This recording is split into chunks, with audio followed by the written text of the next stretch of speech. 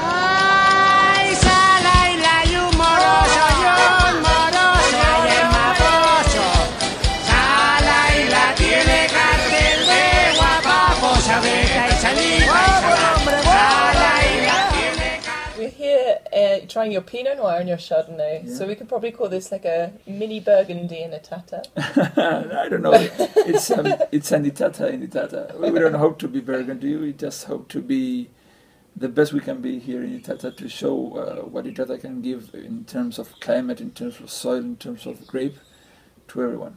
So. And how would you say that the climate and soil and grape is reflected here in the Chardonnay?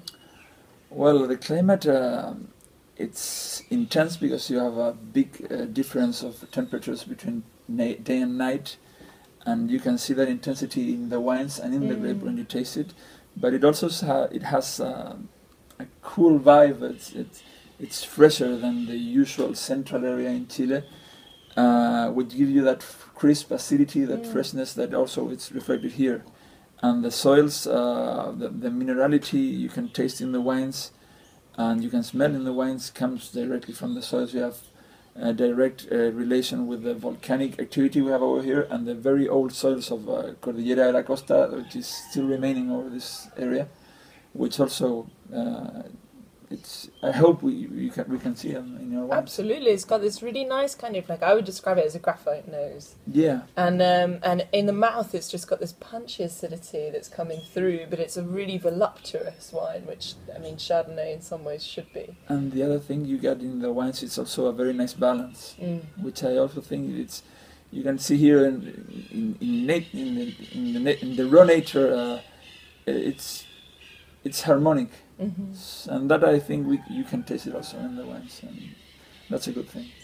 And let's talk about the harmony of Chile, because this is the most volcanically active region in the world. Yeah. Your soils around here are actually volcanic as well, in parts. We've got the crazy cold Pacific Ocean. We've got the dry desert to the north. We've got the ice in the south. Andes all up through the middle. I mean, how does Chile achieve this harmony when it's so extreme? You can find harmony in chaos also, but I think it's a balance. You have the scalding hot up in the north, you have freezing cold down, then you have a balance. Then you have the cold Pacific Ocean, and then you have the cold Andes on the other side. I don't know if that balance out, but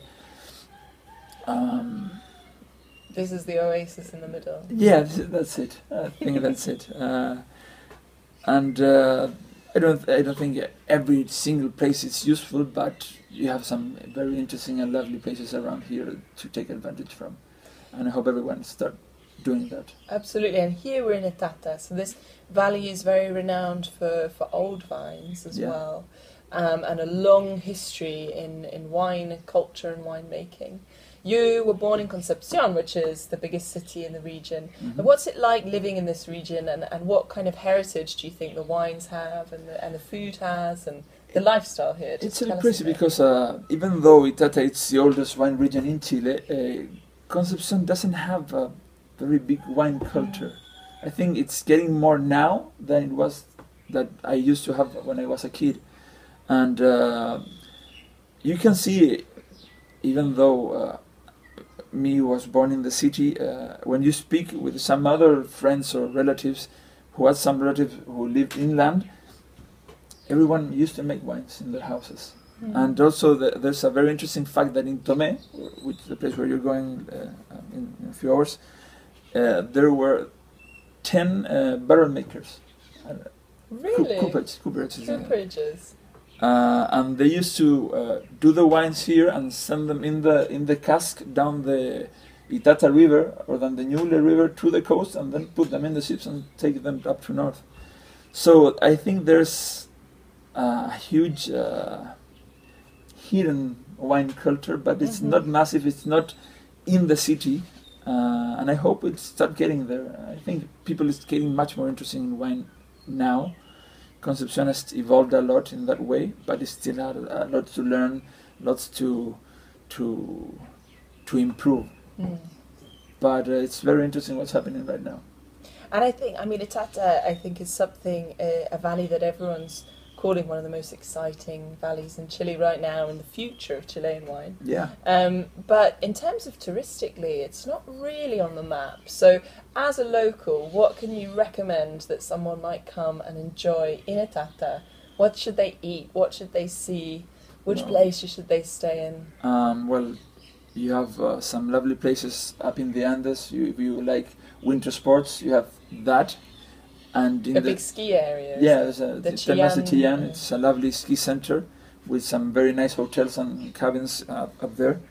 And you have the coast, which has a lovely coastal area, cabins, also some small hotels, quite boutique, but still it's a lot of development.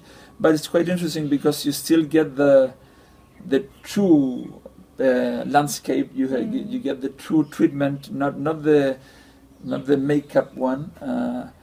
And it's lovely. You can taste some true kitchen.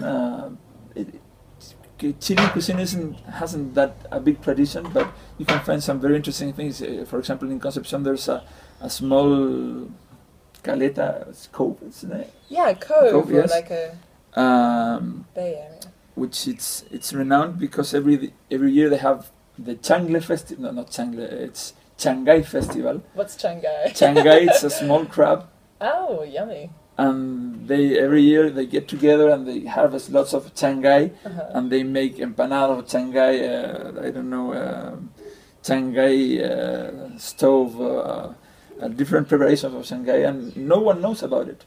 That sounds delicious. When is it? It already was, I think it's around February. You also have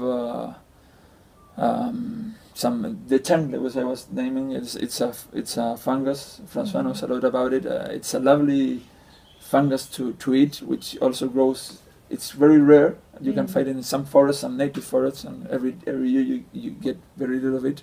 And what you also can try in the coast is the seafood, and the fishes are lovely. You can get very fresh seafood, very lovely fish. Caldillo de congrio, empanada de marisco, matcha, ostione. It's amazing. It's endless. And what would you recommend is your ideal Chilean food pairing for los patricios Chardonnay? For los patricios Chardonnay, I think Caldillo de congrio goes lovely. And that's like an eel stew, basically. Yeah, it's an eel stew. It's typical Chilean. I think also it goes lovely with a paella, which is Spanish, but it goes really nice. And with the more strong oily fishes, I don't know, mero, albacora, salmon, it goes lovely also. Perfect. It's delicious, it's going down very well. And I like the idea of Itata being Chile without makeup. Yeah, it's a nice thing that you said. And when you go up near the coast and you see that very old vines, that's it. It's not makeup. It's what has been there for the last 300 years. So when you come here, you can go to Cerro Verde, which is an area called over there. You can stop, stand up at one of the highest hills, and you can have a very nice look at the whole valley up here, down here, and it's lovely. It's very, very nice. It's a beautiful place, delicious wines, really enjoyable. Thank you very much. Thank you. Cheers. Cheers, salud.